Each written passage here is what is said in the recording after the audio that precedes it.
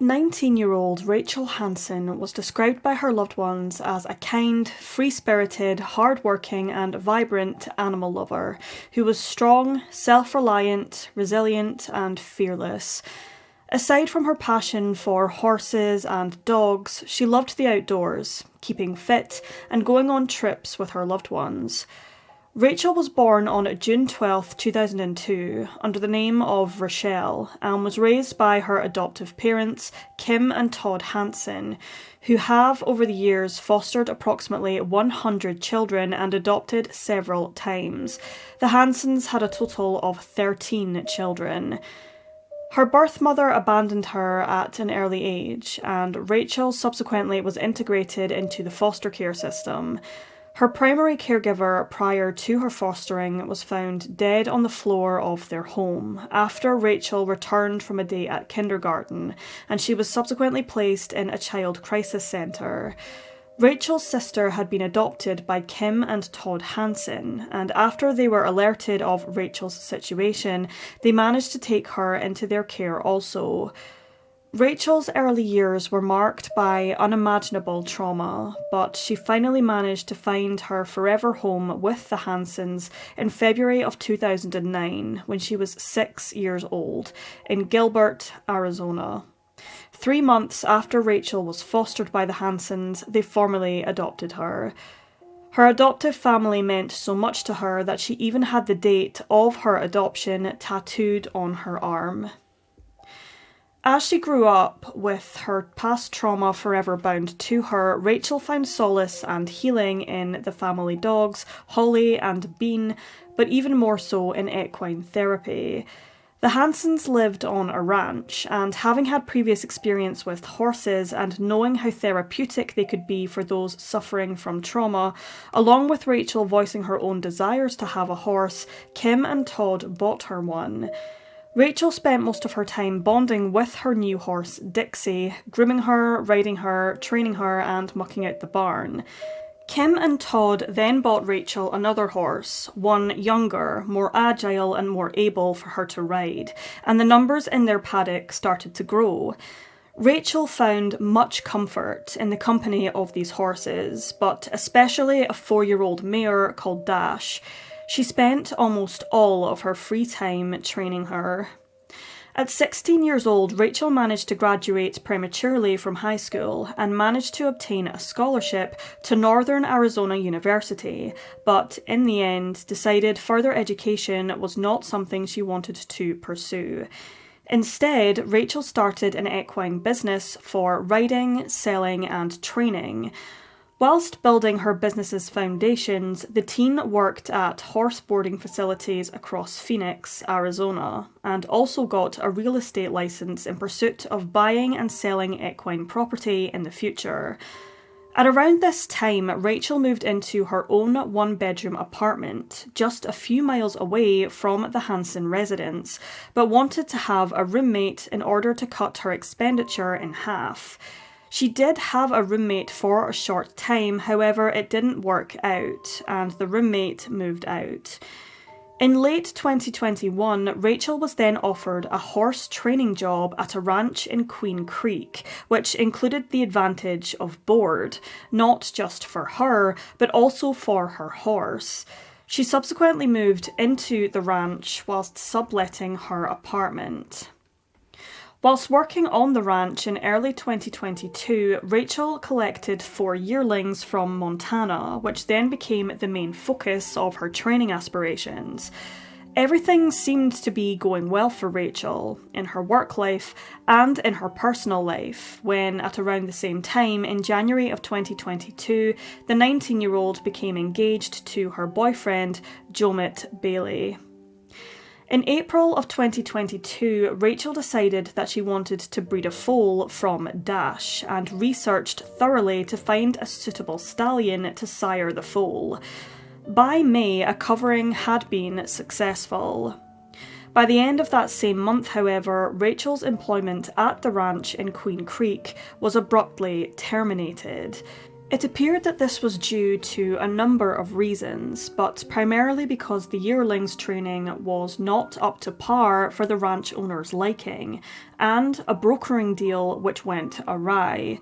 A deal had been arranged where one horse was going to be traded for 2 horses and a foal. However, upon the exchange, one of the mares and the foal did not appear. This likely meant heavy financial loss for the ranch. Rachel had also suffered a significant injury to one of her fingers, which heavily impacted her abilities at the ranch. It's not believed that this was a primary reason which led to her dismissal, but was nonetheless an important factor which hindered her capabilities. Rachel's mental health suffered significantly during this time, as she didn't quite know what direction her life was headed in.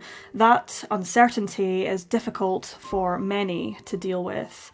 Following her dismissal from the ranch, Rachel moved back into her apartment and continued to grow her business, giving the tenants she sublet to a couple of days' notice to gather up their belongings and leave. In the meantime, she stayed with her parents and checked into a mental health facility to deal with the severe anxiety she was experiencing regarding her uncertain future.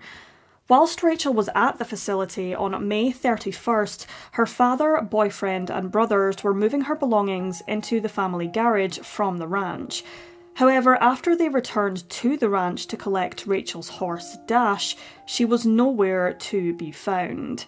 Todd Hansen contacted the owners of the ranch, however they told him that Dash had been removed from the property and gave him the phone number for their attorney.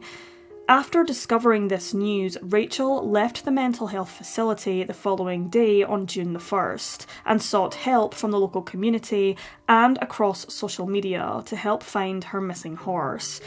The Hansen family were then told that Dash would be returned to them, but only if they paid $5,000, the fee later rising by $2,500. Though it is not entirely clear, it's likely this was a figure the ranch owners believed would have sufficed in making up for the financial loss on the rogue horse trade a couple of weeks prior, and the boarding and covering fees for Dash. Despite Rachel's anxieties over this entire situation, her parents were willing to do whatever it took to get Dash back. During this horrific time for the family, events took an even darker turn when on June the 4th, an unknown person broke into Rachel's apartment near Santan Village Parkway and Ray Road at approximately 2:07 a.m, kicking down her bedroom door and shooting her, leaving her to bleed out. The main door itself had been left on the latch, despite Rachel's fiancé telling her multiple times to lock it after he left earlier that same night. It should be noted that they had recently changed the locks after Rachel's prior roommate had people coming and going at all hours, for reasons unclear. Rachel's fiancé had been staying with her for a couple of days whilst she moved back in and was supporting her through the ordeal with Dash, her mental health, and of course everything that was happening with the ranch.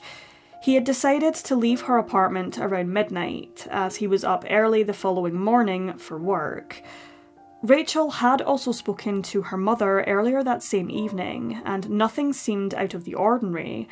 Kim told her daughter that she would see her that Sunday, June the 5th, to help move in the rest of her belongings to her apartment. But sadly, by the time Sunday would roll around, Rachel would be dead, just 8 days before her 20th birthday.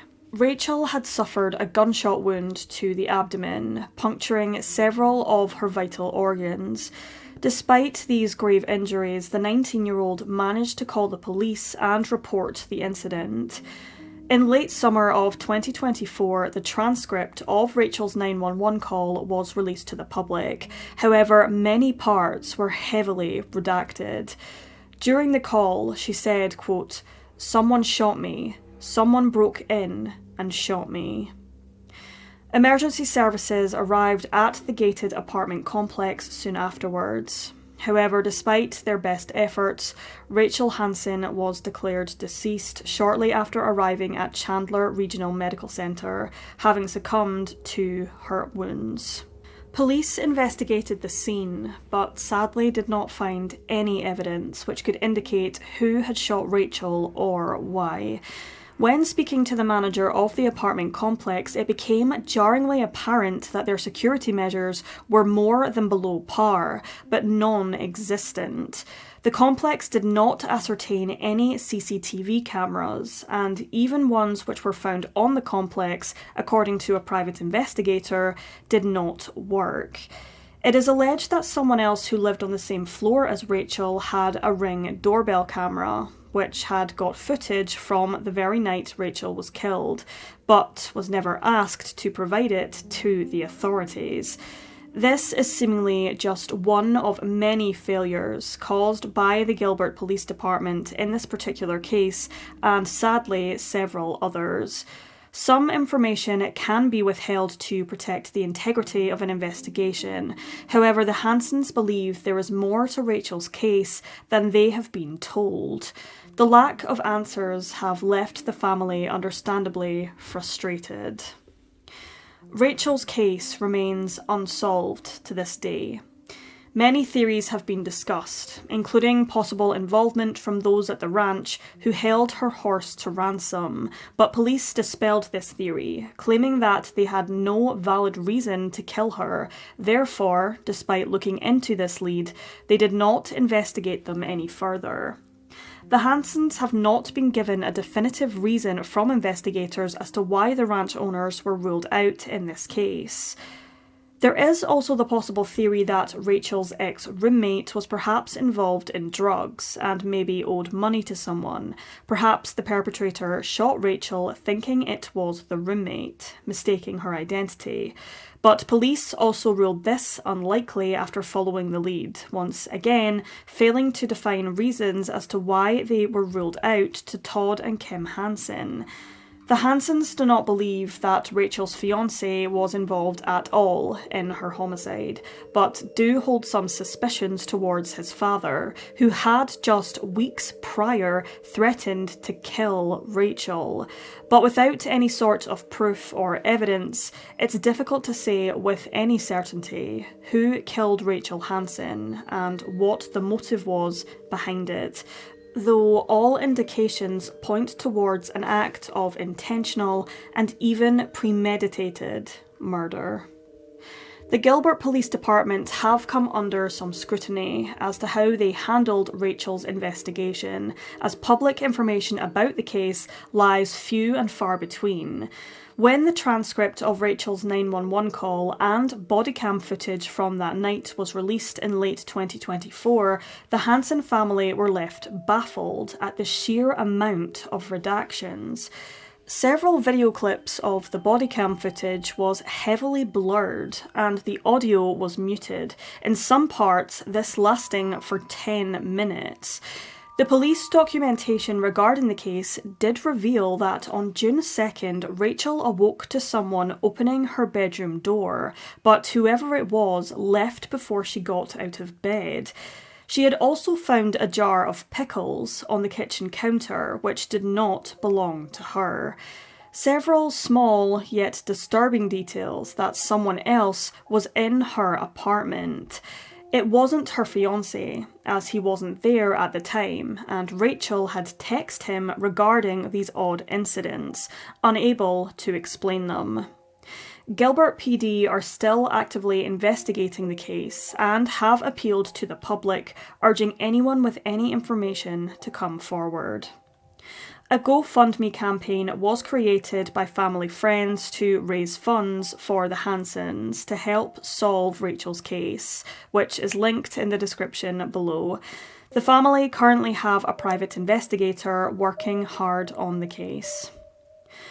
Rachel Hansen was laid to rest on June the 12th of 2022 on what should have been her 20th birthday, following a service to celebrate her life at Mission Community Church in her hometown of Gilbert, Arizona. Rachel's horse, Dash, was returned to the Hansen family and later gave birth to a healthy filly. In the wake of Rachel's death, her family wanted to create her legacy, and in doing so, founded Rachel's Rescue, a non-profit organisation which helps rescue and rehomes dogs and puppies, something their daughter was keen to bring to life. Kim Hansen told ABC 15, quote, "In the way the rescue has grown and the things that have happened, the people that we've met, the puppies and litters that we've taken, we 100% feel Rachel's presence."